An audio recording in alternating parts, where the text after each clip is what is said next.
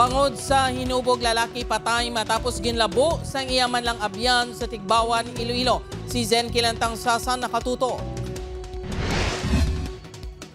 Nagalinapta ang dugo sa kamalig nga ini sa barangay Binaliwan, Mayor, Tigbawan, Iloilo. Dirigin labo sa makapila ka beses si Wilfredo Grijaldo, 49 anyos nga gintunaan sa iya kamatayon. Ang suspect, ang iya man lang abyan nga ginkilala kay Roberto Caniban, 70 anyos. Nagluntad ang insidente mga alas 6 kagabi. Base sa investigasyon sa kapulisan, hinubog ang rason sa pagpatay sang suspect sa biktima. Nakita ko sila dirigin nung yung malang to pagbalik ko.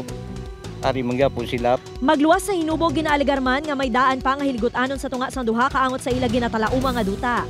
Nagdumot man raw ang aton suspect mo kay ang iyang pilas sang biktima mambal naton nga may pagdumot sa iya. Gilayo naman nga nagsungka ang suspect sa otoridad. Paathag sini na impito siya matapos magmaoy kag gintapungol siya sang biktima. Kaya sobra ko nga kaugot la. Ito gulo ko. Preso ng suspect kag ginahulat pa ang desisyon sa pamilya sang biktima kung magkapasaga ang mga inisang reklamo. Upod kay Cirilo Randuque, Zen Kilantang Sasa, One Western Visayas.